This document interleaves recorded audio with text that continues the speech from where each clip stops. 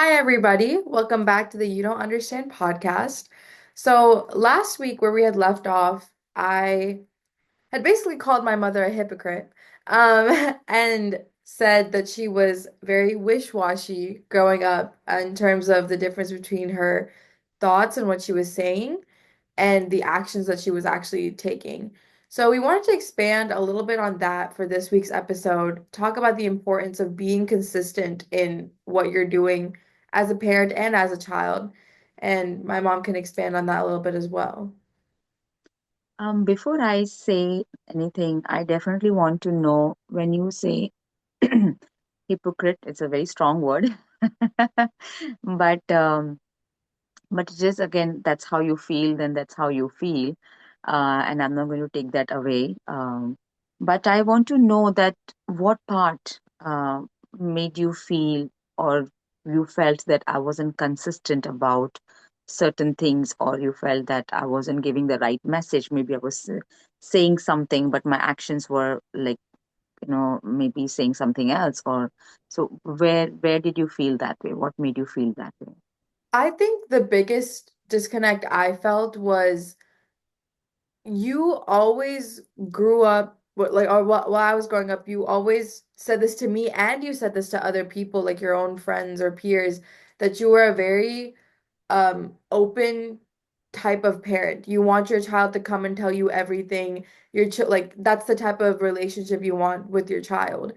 However, as I've said before on the podcast as well, I felt that if I wasn't saying things the way you wanted to hear them, then I shouldn't even say them at all because it was shut down. And so I felt that that was very hypocritical of you growing up because I'm like, well, she's sitting here telling everybody, oh, I have a great relationship with my kids. They can come and tell me anything. I'm super open with them. And yet every time I was opening my mouth, I felt like I was getting shut down, or whatever opinions or ideas I had were not being allowed to be said because they weren't fitting the mold that you thought I I should be thinking through, or the perspective I should be thinking through. So that's kind of where I personally started feeling very like she's kind of being a hypocrite. Like I don't know why she's acting like this. She just said I can tell her something and now I'm telling her and she's like, An example, when I got my first boyfriend freshman year of high school, that was a big one because growing up, you were always like, obviously, tuk tuk, like, I don't think you should date. However, if you get a boyfriend, come and tell me. But then what you were doing was different. Every time there was like a little inkling of like, I think Tuk Tuk might have a boyfriend. You were very strict and stern about it. And obviously, like as a child, I don't want to have to sit there and face the repercussions of my actions. But also I had my first boyfriend. I wanted that experience. And I just felt like I wasn't able to share it with you. And then because of that miscommunication, because of that inconsistency, we ended up having major trust issues after that. You lost a lot of trust in me. I lost a lot of trust in you. It was very hard to come back from that. So I think that was one area. Another area, I mean, I won't lie, another area was definitely the difference in how you raised me versus Adi. Um, and I eventually did understand the whole like, well, he's a different person thing. However, there were certain situations where I was like, I don't think this comes down to being a different person. I think this just comes down to you being less strict with him. I've talked about this before as well, but when you let him go for like a sleepaway camp, oh my God. That one really rubbed me the wrong way because I was like, there's literally no possible explanation for that one other than the fact that she's just a little bit more chill now. But it's not fair. Like, if you're gonna be a certain way with me, be a certain way with him. If you're gonna be a certain way with him, and I would tell you that too. Like, if you're gonna be a certain way with him, you can be that way with me too. Like, I want fairness. I'm not asking for special treatment over him. But I do think the biggest one was definitely when it came down to playing yourself off as the open parent, but your child can't even come and tell you what's going on in their life. I think that dichotomy, it was funny at first, and then it was like, girl, what are you talking about? Like you are not an open parent. So that's kind of where I was coming from growing up. Yeah. So I do want to say this that I mean, of course, you and me have already been through this journey, and you have shared, and I have listened to what you have to say. But I know that for a lot of parents to be sitting on this side and hearing all the accusations or all the grievances the child has is not an easy thing, you know. As much as children don't want to hear, the same way parents also, because they're coming from so much purity, and they're doing all they can do in their life, their whole life revolves around their children. And when the children come and talk like this, they almost feel so dejected in that moment, that what did we all do all these years, you know. So I at least want to sympathize with all the parents in the world who go through this experience with their children, and they are made to think that they did pretty much nothing right with their children, but that's not the case. Every parent is trying its best. So in your case also, I have maintained this very consistently now. You know, I'm not a hypocrite, I'm consistently going over it, that um, parenting is you learn as you are experiencing it, and as you are growing with your child. And with you, I told you that of course, I've always maintained that every child has a different nature. Yes, growing up, I always felt that I didn't have a voice, or should I say, I did have a voice, but it was internal. I was never given an opportunity to express that voice out. But I always had my opinion, and I always thought that I'm going to do things accordingly. So with you also, I felt at many times that um, the confidence, you know, the confidence in a child as the child is growing, you being emotionally so I don't want to use the word unstable, that will be too harsh, but someone who's very deeply emotional, very sensitive.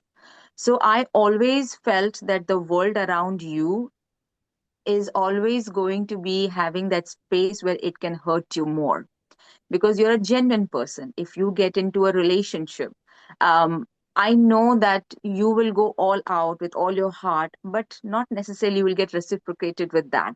So I was never against having a boyfriend, but I was more scared of the fact that your heart should not be broken, because your heart broken will be my heart broken, and I don't want you to go through that experience.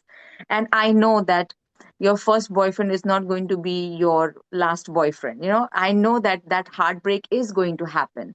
That is an experience of a parent which the child will not understand. So, as much as the parents are saying that, yes, you are okay, you can come and talk to us, but somewhere they also know a lot of the realities that the child has not gone through in their life. And that's why they're also figuring out how to keep that balance, where the child is given that space to be able to come and say and speak, but at the same time the parent is also trying to make sure that the child doesn't cross a certain boundary, so that the child is safe. You know, that's all it is, the child is safe. And your generation is very different. Your generation has so much exposure. In our generation, a boyfriend would probably happen in our 20s. In your generation, the boyfriend happens at the age of 12, or maybe now even earlier than that.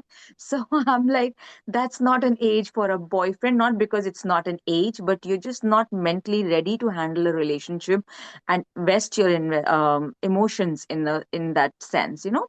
So um, so you just made that topic of boyfriend, so I'm giving that example. But in the end, I guess what happens is that a parent is constantly pushed to strike a balance and walk on that balance, and that balance doesn't come naturally. We are figuring out day by day, moment by moment with the child.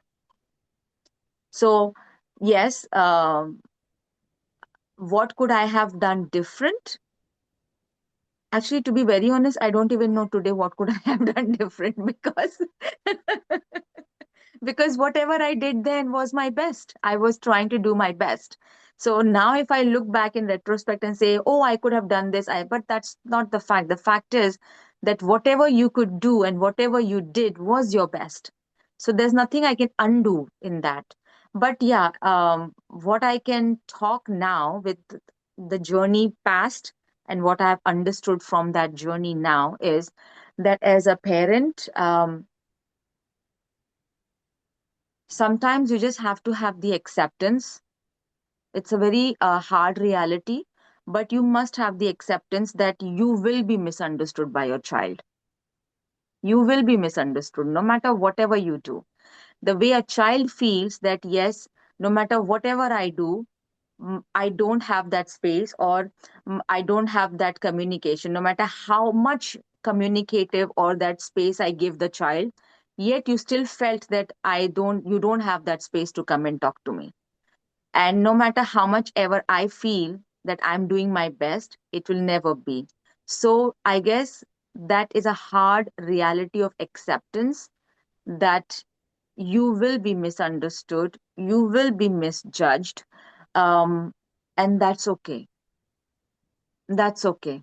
Because a lot of time, parents also go through the stress of not being understood by their children. And that is equally heartbreaking for a parent, Mm, because they are doing everything in their power to make sure that the child is taken well care of, the child is safe, everything is being done for the child. And yet the parent feels that they didn't do enough, or they they are not understanding, you don't understand. So I guess first thing is that the parent should feel that they are doing enough, they are doing their best. But then the next reality that hits is that, okay, where is the gap? There is a gap. There is a gap between my doing my best and my child still feeling that there is some sort of a communication problem here. So rather than focusing on what I could have done different, I put my focus on, okay, where is the gap? And let me try to fill that gap. mm, Then it was much more productive rather than trying to go back and trying to see, oh, I can fix this, or maybe I can do this, or maybe I can change this.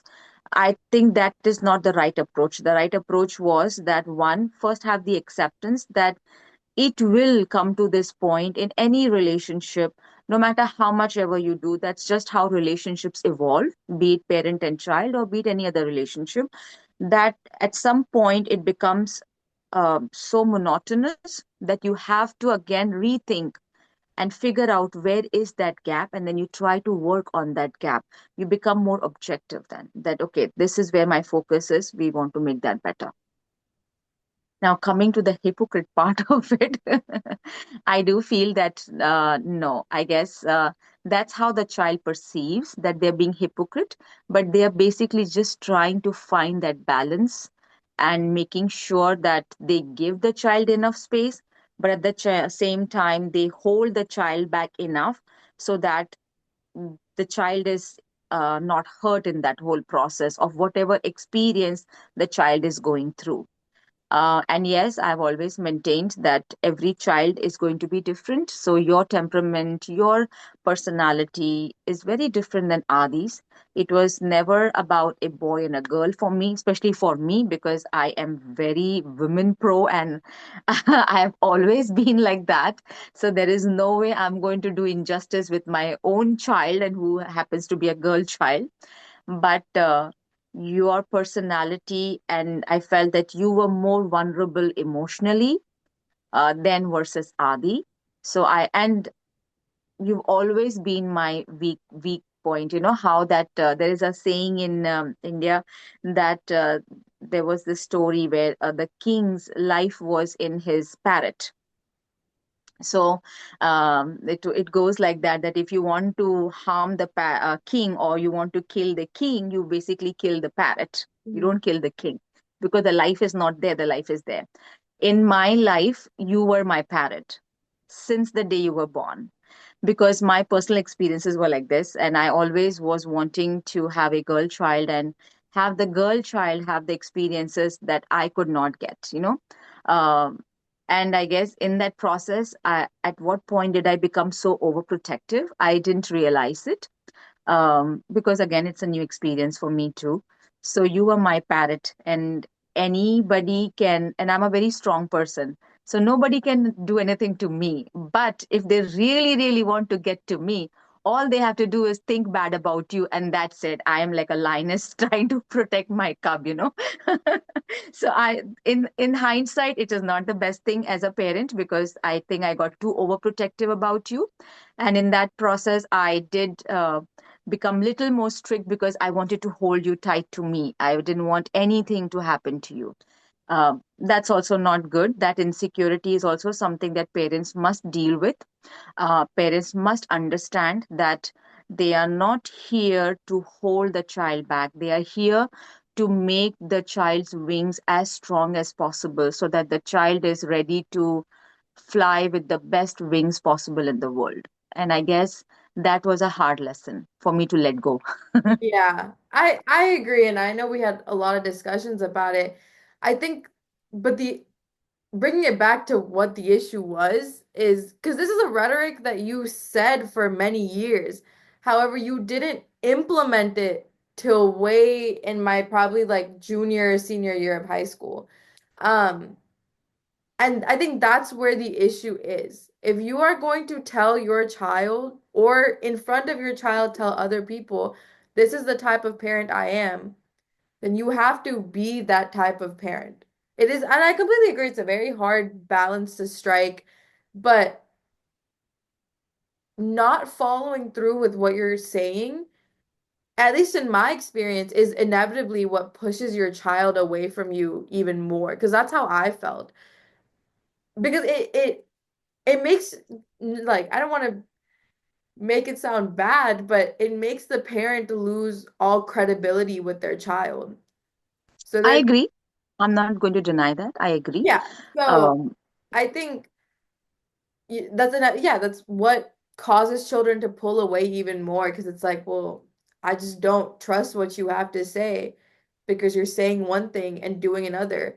And that's why I think in the process of trying to build your relationship with your child or even rebuild your relationship with your child, it is a two-step approach. Multiple steps, but like the two biggest ones or the most basic ones are how you say things and how you do things. And you have to make sure that what you say and how you're saying it is also like reciprocating your action as well. so I I want to understand, or I would like to ask you at this point that we're obviously discussing your and my relationship with the hope that whoever is viewing this gets an opportunity to see both, to hear both sides, as a parent, what the parent is going through, and as a child, what the child is going through. So you had friends, your generation, who's being raised here, and what kind of uh, issues your friends had with their parents, or what was the more common issues that you felt if you were discussing anything with your friends, or if your friends were coming and telling, how friends talk and rant about whatever is happening in their life. And so what kind of issues you think was more common that were like between you and your friends, that you felt that, oh, looks like we all are going through this, like how is it that not just my household but every household is going through the same thing? What were those issues? I honestly Something. think the biggest one, and I will say, growing up, I did have mostly Indian or brown friends, so that is my perspective, and that is where my insight comes from. But the biggest one, the most major one, was the fact that children just felt like they couldn't come and talk to their parents. And I don't, it's not like parents are purposefully trying to not let their children come and talk. And us as kids, we understand that too. We understand the fact that, our parents were raised a certain way, and that's why we can't come and talk to them. But I just think that that's not fair for either party. It's not fair for parents, and it's not fair for kids because a lot of issues in a young child's life or a middle school or a high schooler's life could be solved by just being able to sit down and have a conversation with their parents about what's going on. And it's not fair for the parents to have a complete sense of like unknown within their child's life. But I think both parties have to realize that in some way or the other, they're both pushing each other away. It's not just parents pushing away their kids, it's not just kids pushing away their parents. They're both taking one step farther away from each other at a time and refusing to come back and let each other in.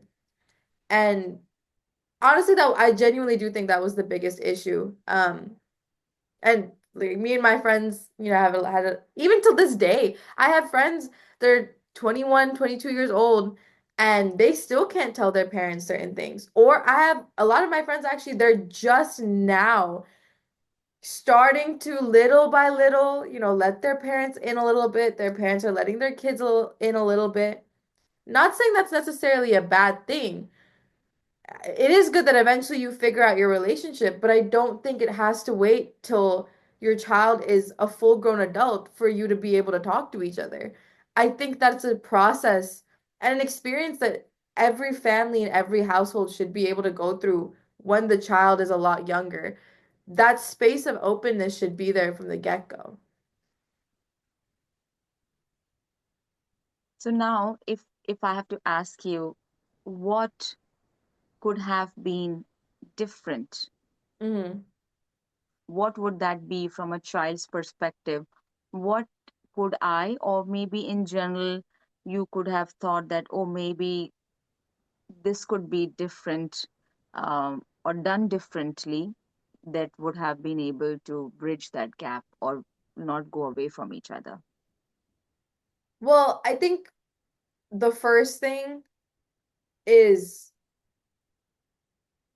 parents have to remember that whatever child is sitting in front of you is a product of you. So don't be surprised if your child is sitting there and exploring the world. So, like, to sit there and think that your child is not going to do something because you said don't do it is wishful thinking. So, I think that thought process should go out the window to begin with. Your child is going to explore, your child is going to experience. As a parent, it sucks. It's absolutely sucks having to sit there and acknowledge that, admit that, because like you said, you want to hold your child near and dear and you want to make sure nothing happens to them. But you have to realize that like your parents probably had the same thing with you too. They eventually had to let you go. You eventually have to let your children go too. I think that's one big thing that like your child is going to experience life either with your support or without your support. So it might be easier if it's with your support. Not even might. It will be easier if it's with your support. I think that's the first thing that parents have to realize. When it comes to what you should actually do with your child, I think it's it really does just come down to explaining to your kids, and this like from a very early age, that every action you're going to take is going to have a reaction to it, whether it's positive or negative. There's going to be either a good reaction or a bad reaction, a great outcome or a consequence. A parent's job is to guide the child through either of those, right? How do you explain this to like a little child? Or try to implement that to a little or implement that thought process for a child is just, show support no matter which outcome it is. I think building that security in your child that no matter what the outcome is, my parent is still there for me and is still going to support me is very important. You have to build that security with your child. You have to build that support in. And I think if you don't, that's like literally the first crack in the relationship because that's when a child's going to be like, "Wait, I don't know if I can sit here and say what I want to say to my own parent because I don't know how they're going to react." A child should never be afraid of their parent, at least in my opinion. I don't think it's fair for children to be afraid of their parents. I don't think it's fair for parents to be afraid of what could happen to a child. Life is going to happen regardless of whether you want it to or not. Both parties just have to be secure with each other and have support for each other, you know? I realize that's a lot to ask, but that's why and obviously, 20 years from now, this podcast is still happening, and my three kids are sitting here being like, what is she talking about? Everyone can laugh at me then. But I do think it comes down to consistency. It really does come down to consistency. You have to stand on what you're saying through action. If you're saying something, then follow through with it. And really just build that security. I think so many kids today are just like at one like they're so insecure about their relationships with their parents. I think that's genuinely the root cause for every single like failing relationship between mother child, father child, like parent and child is that everyone is just insecure with each other. And it's crazy because a parent and a child relationship should not be insecure at all. That's the last relationship that you should be insecure about. That's the one you should actually have the most full security in. So I guess this is the time when uh, I guess, my spirituality kind of helped me. Yes. But before I kind of dwell on that, because that is the very important, very, very, very important key to your and my relationship that helped me to be where I am today. Mm, So, um, but the fact that you were talking about, and I was constantly, the thought was coming was that the society around today is made us so fearful because when I as a child was driving riding bike with my friends, there were no mobile phones, there were no 360 to track your children, and I would go with my friends literally to the end of the neighborhood, which was like a 15-minute drive, and I am coming back. I had young friends also, like we the friend groups never used to be just the 4 5 of the same age group. We had our younger siblings also joining the same bandwagon, and we would go and come back. I don't think so my parents ever felt that, oh my god, what if somebody would abduct my child? Oh, my child, where is it? That fear was never there, even though they were concerned, but they were not fearful. I guess the society today has become such that there's constant fear. And we are a fear driven society nowadays. We are insecure. Why are we insecure? Because we are constantly fearful about something bad will happen. We are not able to even think that something good will happen because the good is great. It will happen anyways, right? What is there to think about it? You are constantly thinking and forced to think and conditioned to think what will happen bad if say you don't call for 2 days. I will not think that, oh, maybe she must be busy. The first thought will be, oh my god, something happened to her, you know because that's what we are hearing, that's what we are seeing, that's what is happening. And then the teenage years happen, and then the child is suddenly blossoming into his own being, which is very different than the dependent child, the love, the literally the bundle of joy that I was holding, and now suddenly the bundle of joy has a voice and wants to express its identity. And of course, as much as I want to give that space, but then again I feel that no, no, no, the world is too bad for you, the world is too bad for you. And that's where I feel that the parents have to understand what you said, which is a very, very, very hard lesson, extremely hard lesson, to learn that no matter whatever they do, the child will go through the experiences that it is going to go, he or she will go through, no matter what. You mm, cannot stop that.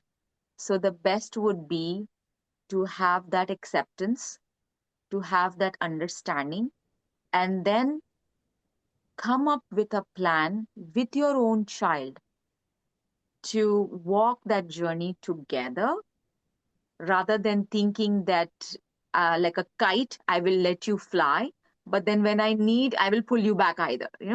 It's like that. Parents always have this feeling that, oh, we are a very good parent. You can go do what you want. And then when the insecurity comes in and like, no, no, no, you cannot go today anywhere. You have to sit at home, and they will have, you have not done your homework. You've not done this. No, we cannot do that. Or suddenly they'll make a plan of themselves so that the child doesn't go to that particular place or wherever they want to go. Then the parent starts doing those tricks and they become manipulative. They do. And I'm not denying it. They become manipulative. But I want the children to understand that the inconsistency, the manipulation, all that is coming f- with a lot of factors around it, the society, the kind of experiences. So I do agree. And I. I don't want the parents to think from this podcast that every time she sits there and she keeps saying that it's a parent's fault. I'm not saying it's a parent's fault, but it is parents' responsibility to be able to understand what generation they are in, what generation they are raising, and what is the best way to find that balance. Mhm. As much as you will figure out the balance when you are walking that journey, but we must educate ourselves enough, which takes us to our first podcast, that we must, as parents, educate ourselves, make ourselves aware of the generation that we are raising so that we are more prepared rather than literally put our boat in the ocean and then figure out with every wave what is happening, and then go through that turmoil. It's not healthy for either of the party, the child or the parent. So, yes, I do agree. But how did I become that parent? Okay, before even I think I became that parent, have I become that parent with you? You have.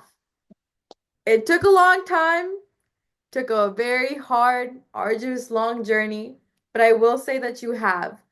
I I do think like now, like you are like coming into my junior year of college, you are now fully that parent. But I think up until this point, we were still going back and forth just a little bit. I remember like especially that issue really became a thing with the whole location sharing situation, but now I can fully 100% say you are that parent.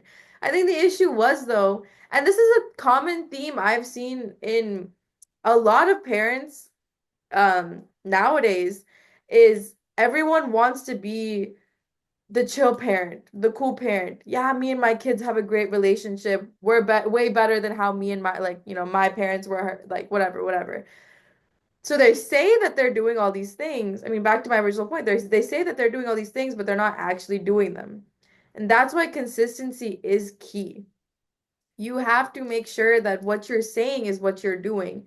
Because that inevitably, like that that is what's gonna push your child away. No one, no, I mean, even if it's not your child, even if it's a regular relationship, literally anybody, if you're sitting here saying one thing and doing the other, why am I gonna come and tell you anything? Right? And honestly, it can go the same way, like between child to parent. If a child's sitting there and saying, yeah, like, no, I completely understand, I won't do that again, trust, and then you do it again, well, then why is the parent going to sit there and trust you? Obviously, what you're saying and what you're doing is not going to match up.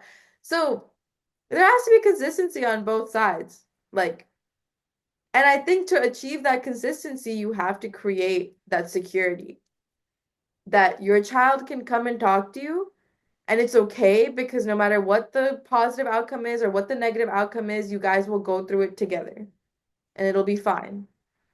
So, would you say that um, for us to repair or to fix or to bridge those gaps, the communication gaps between you and me, and coming to a full acceptance of each other, in their own right,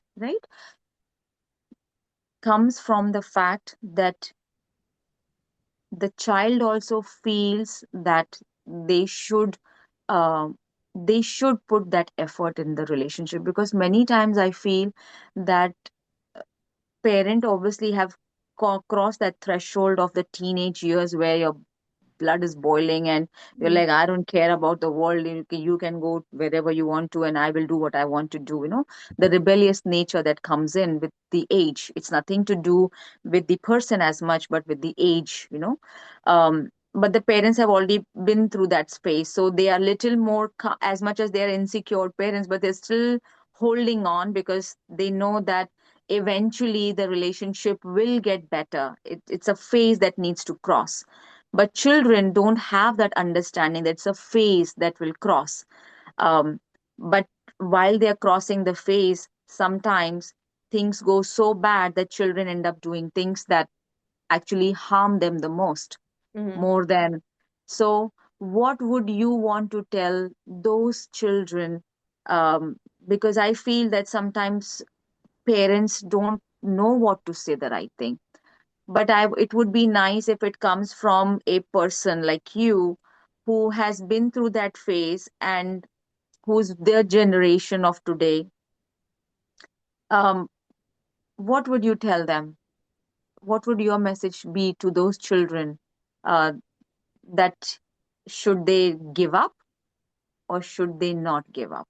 And should they still try and see if it can be fixed, or they can still go and open and at least speak their heart out?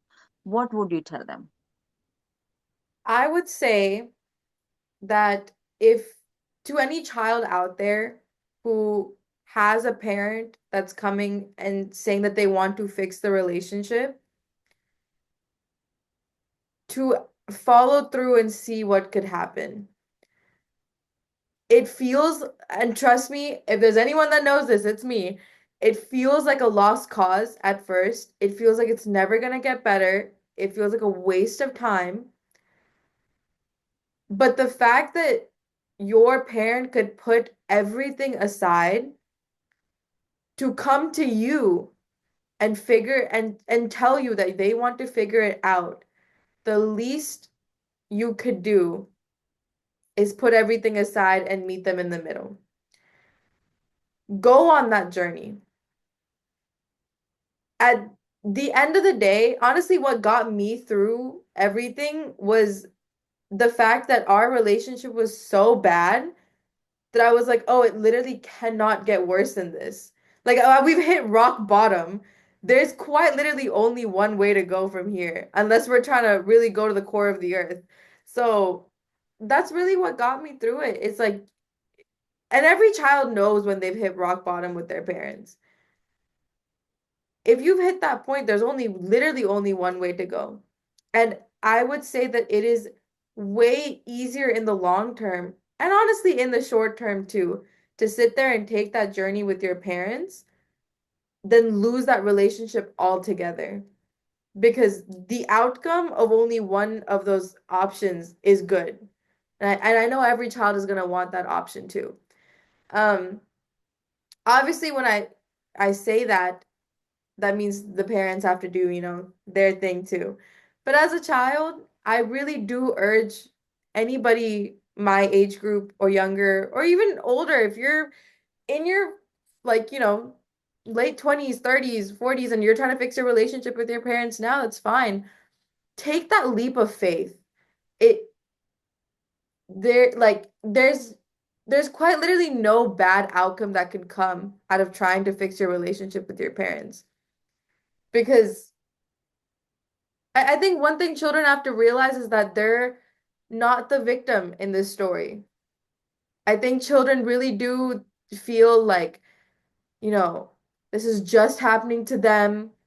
They're the victim. All these bad things are happening to them.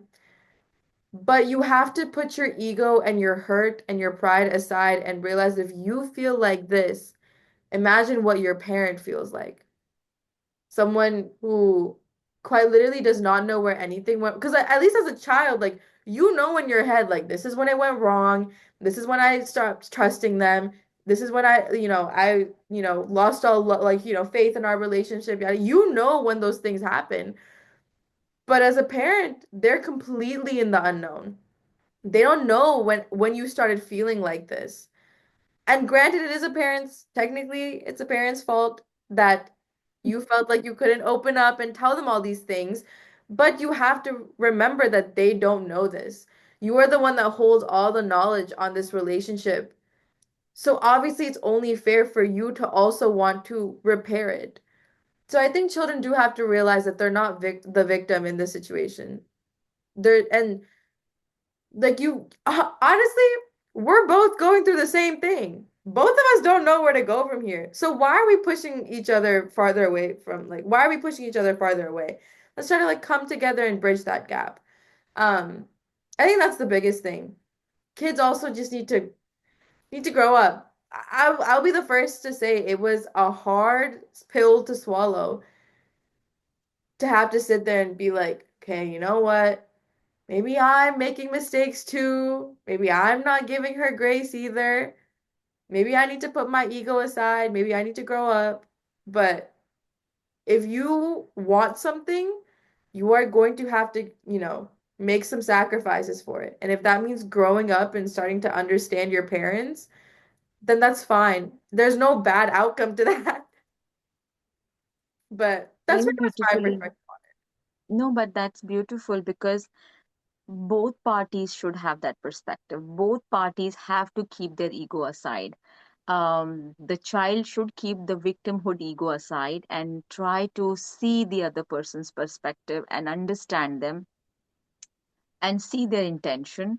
The parents also need to keep their parental ego aside because it's not doing any good at this point.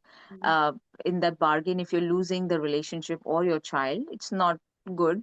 So they also need to keep. So I guess the key is that we have to understand that every relationship takes sacrifices and compromises. And there is no comparison that, hey, I did two compromises today, so now you also have to do two compromises today. That's not how the relationship works. In general, relationships are where you love the other person, you feel that love in your heart, and you don't want to lose that person, and you do everything possible in your capacity. Of course, if you have reached that point that you have done everything that you could, you gave your effort and then it didn't happen, then of course you have to accept it. That's fine. But you should not give up on the relationship, and if you feel that there is possibility to improve, which always is the case, then you must take that route, be it the child or be it the parent. And I guess I'm sure we are very close to our end of the episode. Especially over Uh, yeah, but I think in the next episode I should definitely open up about the spirituality aspect of my existence, which actually was one of the major breakthrough for me to see life in a different perspective, to see you and our relationship in a different perspective, and then work on it. That gave me that space and that understanding.